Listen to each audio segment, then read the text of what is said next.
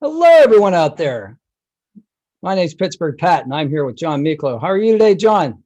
Doing terrific, Pat. Good to see you, and good to Yeah, see everyone out there virtually. it's always great to see you. We've gotten to know each other a little bit, reading some books together and talking about them, and that's been really awesome. Everybody out there right now, though, if you could smash the like button for us, that helps us tremendously because it sends this video to the top of the algorithm and allows people to benefit from the wisdom and knowledge that John's going to impart on us here today about sleep and dreams. But first, I just want to congratulate you. You just had a life achievement today, or I mean, not today, but this week, right? You just became certified as a firefighter. That's right. So I'm very excited about it. I've been on 19 calls in a week, Wow. and broad range of things. And one of the things that will tie together with our topic today is I view this as a great method of giving back, and volunteerism in our fire departments is down 75%. And many of the responders that you deal with are volunteers, so they're giving their time freely. They're highly committed, and by giving back through the fire department, I sleep better. So it all works out really well for me. I think it's amazing. We talk a lot on this channel, and in general, I usually say things like do something nice for somebody without getting caught. We talk about being able to like have those moments of generosity in our lives, and you have one built in now. Like you are helping people whether you kind of want to or not. You signed up for it, so it's like it's ingrained in your schedule. That is a great way to just do good on an automatic basis. That's wonderful. There's one other benny I get. They keep me in really good shape because it is a job that takes a little bit of fitness. So I get all of that and the ability to hopefully give back. So yeah, it's wonderful. I really enjoy it. I'm sure it's going to affect your sleep strategy as well. There's going to be some interesting moments when you're on call, that sort of thing. I've already had a few of those, and I think it's affecting my wife's sleeping pattern more than mine. Oh, is she worrying about you? No, the alarms just go off and the pagers go off. And, like bounces you right out of your bed. So. Well, that's what it's designed to do, right? So we're going to my good REM sleep. It's like, oh no. Got to get back to that. So I know you pretty well, but there's some people who are watching that may or may not. So let's do a little familiarization. I'm going to do like the kind of this game show round where like you're just going to answer as many of these as you can quickly, and I'll throw some stuff at you. You ready? Yes, sir. All right. What's the last song that you listened to or sang? So I'm a big country music guy. So Man in Black by Johnny Cash. All right. Gotta love that. What about what's the last book, or what book are you currently reading? I know you usually read like 3 at a time, but what's the one that you just put down? I actually just extend myself into another book on Stoicism, and Pat and I shared a lot of common opportunities to talk about Stoics and stuff like that. So it's really good and a fun book, and I'm about halfway through. And I also have been reading a lot on, it's called Code Breaker, and it's about the development of the vaccine and its tie into CRISPR and sort of the genotypes of a lot of the stuff that we're dealing with on a daily basis, just to try to make sure that I understand all the science out there. And it's all really very positive for us. Really great technology innovations. So a little bit of light bedtime reading for you there. Gotcha. How about, are you an Apple guy or are you an Android guy? I'm an Apple guy. Okay, that's cool. What about what's the last thing you had to eat? So I'm a vegetarian. So I just have tons of vegetarians. And just to tie again back to my firefighter buddies, there's not a lot of vegetarians that are firefighters. So I'm a very behind the scenes kind of non committed vegetarian when I'm around my firefighter buddies. But so I would have had just a wonderful mixed berry salad. So when you make that 3-alarm chili, you're going to have to throw tofu in there or what's that textured vegetable protein, TVP, instead of meat. Little seitan, right? Yeah, seitan. Yeah, there you go. What about, okay, if you saw 2 articles sitting side by side, one was astrology and one was on astronomy, which one would you read first? Astronomy. Okay. Is there a secret superpower or talent that you have that people look at you and they might not realize that you have? Like, I'm a pretty good pool player. No, it's actually my sense of humor, because it comes in very handy, and it catches people a little bit by surprise. So it's a God-given gift to have a little bit of humor in your life. No doubt about that. That's a survival tactic for me as well. What about the last one? If you could time travel into the past, where would you go? What time period? So I would probably go back into the Genghis Khan era, when that whole invasion and that whole dynasty fascinates me, and it's not very well written about or understood, but it was an amazing domination of the globe. That's great. That's really a great tie-in, because I have a future guest who's going to talk to us at length about Genghis Khan. Has actually traveled to Mongolia. Oh, God. Really young man in his 20s, and he's already had that adventure. So, I mean, I really look forward to having him on. All right. So great tie-in. So, all right, but we're here to talk about sleep and maybe dreams today as well. So, John, how did you get interested in this? So one, I'll make sure everybody knows I'm not a physician, but yes, this is not medical advice. We're just having a conversation here, guys. Make sure everybody knows that. But I have been blessed to be around, I think, some of the greatest sleep experts in the world. And I did that through one of my jobs. I ran a company that invented CPAP for sleep disorder breathing, and the creation of a mechanism to deal with obstructive sleep apnea. So like that Darth Vader mask that everybody wears, like a... That's correct. Gotcha. And CPAP is continuous positive airway pressure. And so we apply pressure, splint the airway open for people that have snoring and obstructive sleep apnea. So that was my early tie-in to it. But then I came to learn, as I got more involved in the space, there's 80 different sleep disorders. Wow, there's 80. Yeah. I had no idea it was that many. Yep. And many of them don't have therapeutic interventions. And there's a ton of innovation going on in the space, because we spend a third of our time in sleep. Mm-hmm. And hopefully it's the thing that's going to define your day. If you had a good sleep, you're going to have a good day. If you had a bad sleep, you're going to have a bad day. And it's just so fundamental to our health. And we know that there's a ton of comorbidities that occur if you don't get good sleep. So I'm very passionate about really attacking these other disorders like insomnia, phase shift disorders, circadian rhythms, restless leg, beyond just sleep apnea, because right now we pretty much just treat sleep apnea. So I have a ritual that I do. I mean, now there's a term that's been coined recently that I've come across several times just in the last year or so. It's called sleep hygiene. And I think you know what I'm talking about, but could you describe a little bit about sleep hygiene? So sleep hygiene is probably one of the more straightforward methods to treat both sleep onset and sleep maintenance. And what you got to understand about sleep is the longer you sleep, the more you go into your restorative sleep, which is your REM, and slow wave sleep, which are your deep sleeps. That's where you dream, and that's where all the restorative stuff takes. And so if you never get there, or you're only there for a limited time, it's really bad. And those phases actually get longer the longer you sleep. So if you sleep through the night, you're going to get 7-8 hours of highly restorative REM slow wave sleep phases. And so sleep hygiene is intended to allow you to get sleep onset and maintain sleep. And sleep hygiene is sort of really the first line to treating insomnia. And what we mean by sleep hygiene is that your bed is a place to sleep. And one of the things that we know about insomnia is that looking and interacting with screens, phones, computers, any of those kinds of things create what's called phase shift and shift your circadian rhythms back into their awake cycles. And so sleep hygiene talks a lot about what you do a couple hours before you go to sleep. And then you never eat in your bed. You only sleep in your bed. If you can't sleep in your bed, you get up and get out of your bed and go do something else. And all of that's built around good methods and habits. The last part of sleep hygiene is more difficult because it asks you to try to go to sleep the same time or close to the same time. And what that does is just trying to adapt your circadian rhythms to a routine.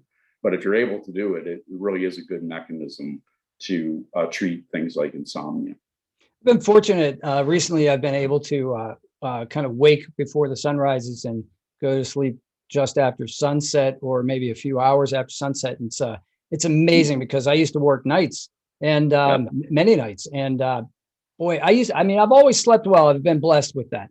But I can tell that, especially as I progress in age, how much more important it is. And I can really tell the difference by having a set sleep schedule. But one of the habits that I have before I fall asleep is I kind of look at my day a little differently. Like I look at my day as starting just before I go to sleep, like just before I go to bed. That's the beginning of my day.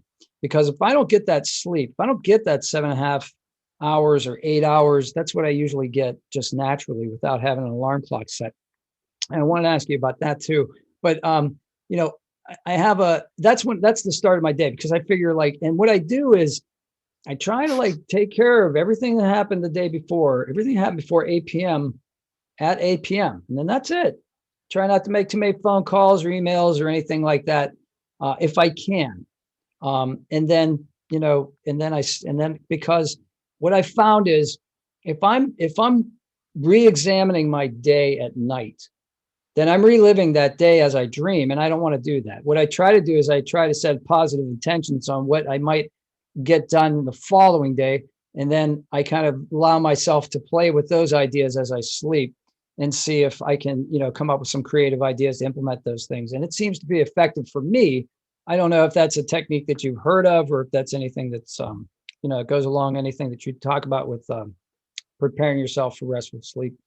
Yeah, that's right down the middle of good sleep behavior. So, the notion that we all live in a very stressful world, and the degree to which that permeates our ability to stop thinking about it and induce sleep is a killer. And so your ability to really reset your thinking. And one of the best methods for allowing you to do that is this concept of lucid dreaming, where prior to going to sleep, you think about the things that you want to dream about. And in the context of dreaming about them, your subconscious is fully engaged if you get into your deep wave, REM and slow wave sleep. And you actually get lucid dreams that are going right after the things that you asked your subconscious to think about. And they are absolutely revealing in terms of answers and direction. And it is the most amazing thing. And it takes a little practice, but everybody can do lucid dreaming. And you got it nailed when you start dreaming in color, because now you're both lucid dreams that are vivid. And that's your ideal answer to everything that you just talked about. So your strategy is very good. Thanks. I have had some experience with lucid dreaming. I know I read about it once because I heard about it as a technique for kids who had nightmares, or night terrors, they would call them, recurring nightmares. And I've had a couple of those. I haven't been plagued by them, but that's not why I did it. I just thought it was fascinating. But the way I kind of entered into it was by taking short naps in the afternoon while I was trying to learn the technique. And I found a belly full of pasta helped me to get ready for that. And but what I would do is, in the experiment, I don't do this at night, but in an experiment, I would leave TV or radio on. That's how old I am. There was a radio, and I would try to sleep. I would take a nap with my hands on my chest, because what would happen is I would become dimly aware that I was sleeping, but I was unable to move because the body doesn't want us to hit ourselves in our sleep, right? And so in order to wake myself up, I would try to roll, and then usually an arm falling towards the floor would be enough of a signal for my body to wake up. But what was interesting, and that could be a little bit intense, being aware that you're awake but not able to move can be a little bit that's the part of lucid dreaming that can be a little bit scary, I think. But once you know that that's just natural and perfectly normal and actually expected, because if you don't do that, that's not actually a bad thing. When you were talking about restless sleep. But what I found what was interesting is the passage of time was distorted. So I could have a dream where hours would elapse, and yet I'm still listening to the same song on the radio. Yeah. So what's that all about? Right. Yeah. So for everyone, if you want to learn more about lucid dreaming, I would recommend this book. It's really good. It's Exploring the World of Lucid Dreaming, and it's Can you move that a little bit little bit. Yeah, there you go. Exploring the World of Lucid Dream by LaBerge and Reingold. Right. We'll put a link to that in the comments section, or in the description of the video. Excellent way to learn about it. And one of the things that you touched on was this notion of napping. And napping is a very powerful mechanism for maintenance of your ability to stay very focused during the day. So being able to and you don't want to take a nap longer than 20 minutes, because that puts you into sleep patterns where you start releasing these chemicals that do paralyze you. Gotcha. By design. And so you want your naps to be very short and restorative, and not wake up groggy, but wake up refreshed. And if you can do a 20-minute nap sometime during the day, you will find that to be a powerful tool. So I've heard of airline pilots doing this in shifts, sometimes on long haul flights, where the co-pilot will say, okay, you take a 5-minute nap, I'll take, and they do that. And other situations where it's sniper teams, other things like that, where they're in situations that require their attention, but they have to have active inattention in order to regain that attention, which I always thought was a very fascinating concept. And sleep is definitely a tool for that. Called vigilance. So the degree to which you can do that, your vigilance goes up significantly. So, right. Yeah. And the other thing I was going to say about to get back to what we were talking about before about how long I sleep. I know what I was going to say. I heard that Pablo Picasso, when he would take a siesta, as is the custom in Spain, especially in the southern parts where it gets really hot. So in the hottest part of the afternoon, people would retire for an hour or so and sometimes take a short nap, like you said, not an hour-long nap. His idea was that he would hold a piece of fruit in his hand, either an apple or an orange, and he would just kind of doze. And as he dozed, when he got relaxed enough that the apple fell out of his hand, that would wake him up. And that was his siesta, which can be a little thing if you don't have a timer. If you don't have your phone, everybody has their phone now, it seems like. But if you don't, that's a good way to time yourself, I guess, to see if you've gotten, are you going to get enough? Are you going to fall asleep at that point? Probably, maybe not. I don't know. Yeah, you can definitely fall asleep. And actually, this has already been a winning period of time for me, because I didn't know the Picasso story. So I love that one. Oh, there you go. Great. Have to look into that. That's pretty cool. Yeah, definitely double fact check me there, because sometimes I get my metaphors mixed, but I'm pretty sure it was Picasso. So I wanted to touch on, to make sure I don't forget it, and it's sort of some of the newer kinds of methods for people with sleep issues to get help. There is a really good new set of technology for doing what's called home-based sleep testing. And the home test is so much better because people really struggle going to the hospital or a sleep lab and, having to sleep in front of other people in an unfamiliar space. And we actually now have enough data that says that you're going to get much better studies by studying the patient in their real sleep environment. And you can get a home sleep study prescribed from your primary care physician, and you'll take it over 2 or 3 days, and it'll give us very good indications of your sleep patterns, your oxygenation, your depth of sleep, all of those kinds of things. And it's a really great key and easy to do. You get it mailed to you, you wire it up by yourself. It comes with a video, and off you go.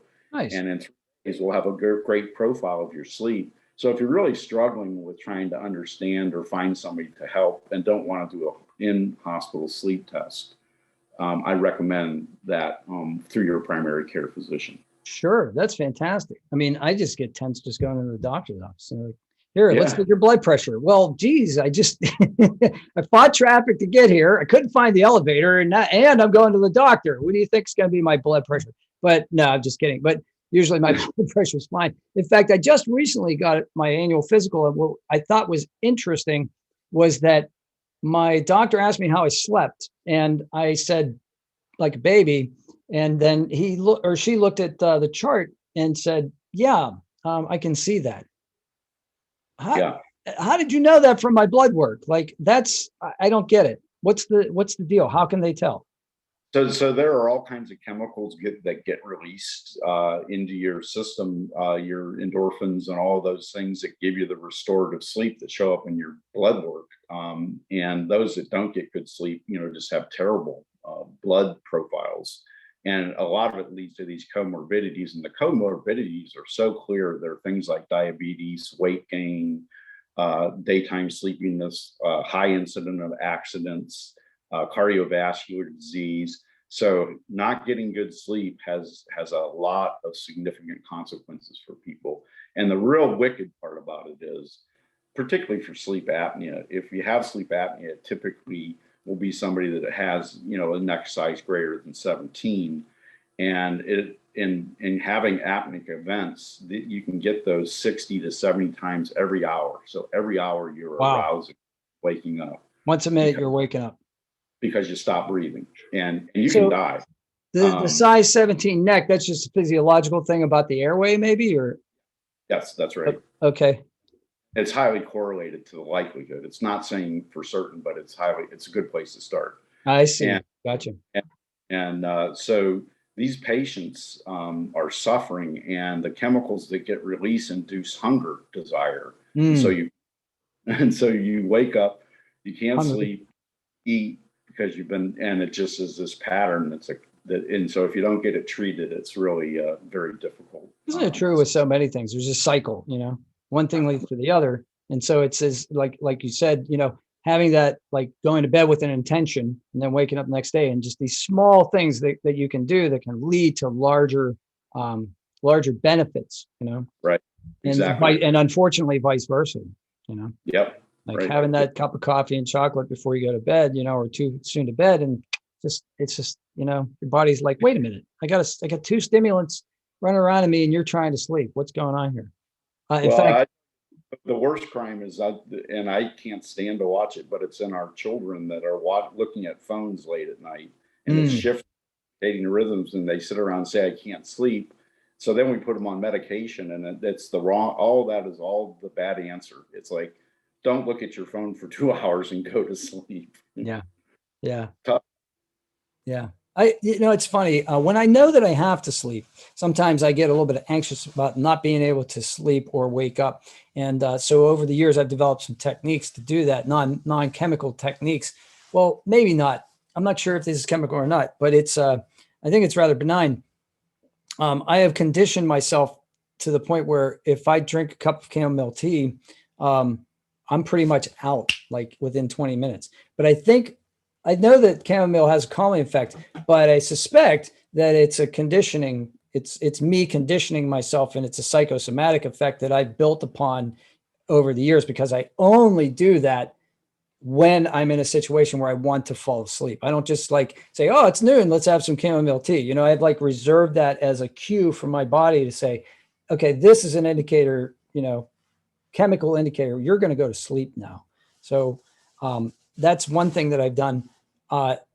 And I also have certain music that I can't listen to. Like I can't put Enya on in the car. Like I would be afraid I would have an accident, because it's something, it starts those waves, whatever. I know there's alpha, beta, theta. I don't know what they all mean, but I'm sure you do. But I'm sure that whatever that, her voice has become a sleep wave generator in my brain now because of that conditioning. So what you're doing with chamomile is you're actually just relaxing.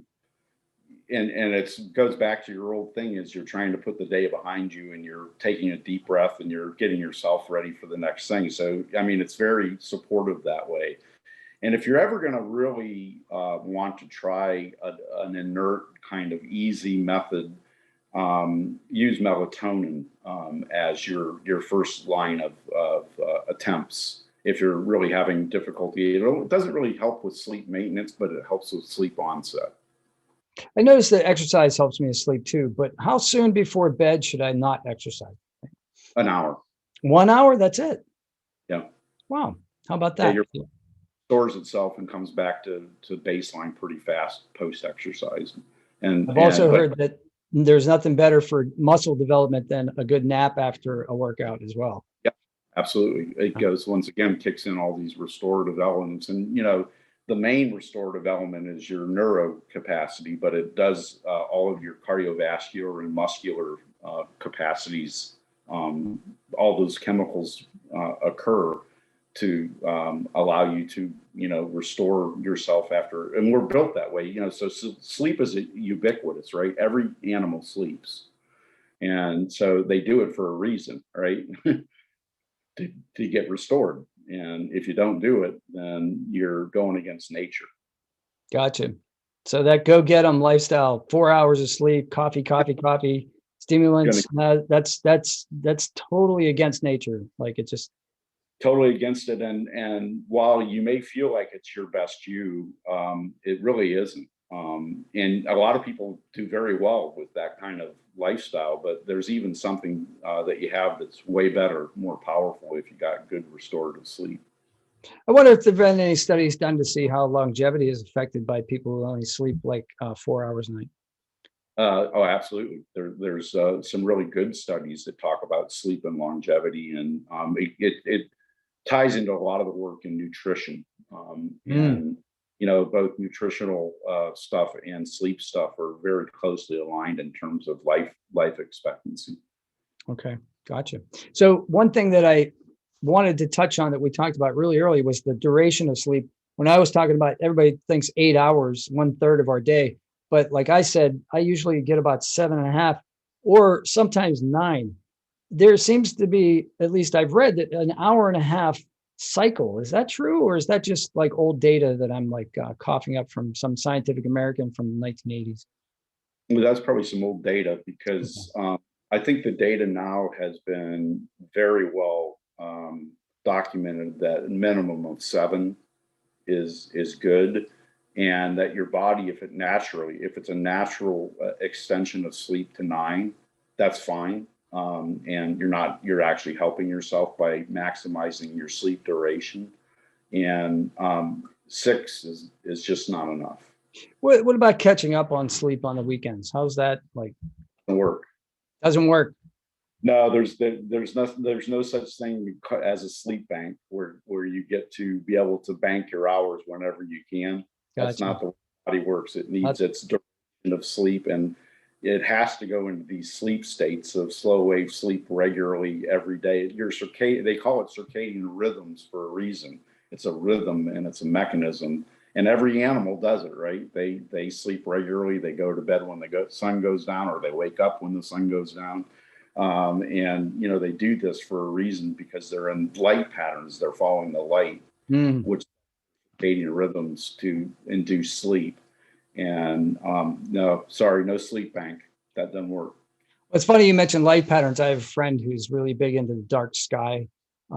That's her crusade, basically. She wants to minimize unnecessary lighting, but she's an astronomer, so she can see the stars. But one of the things she talked about, she actually did a TED talk.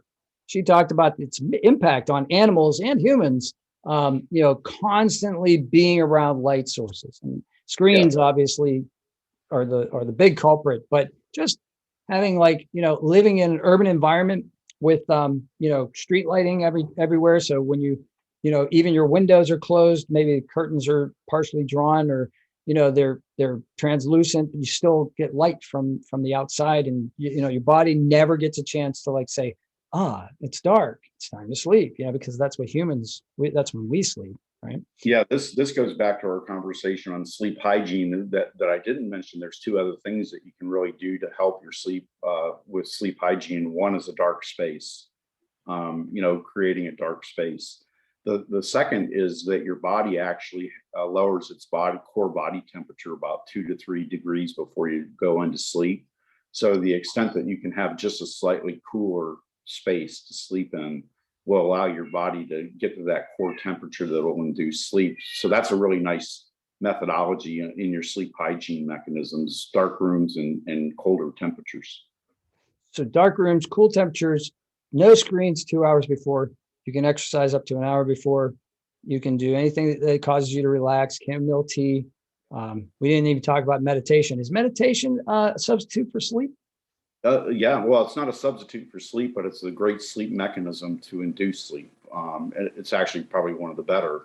And a lot of people, when they meditate, feel like they might be sleeping, but they're really never changing their sleeping patterns in terms of the different waves of sleep that you go down the ladder of sleep to REM and slow wave.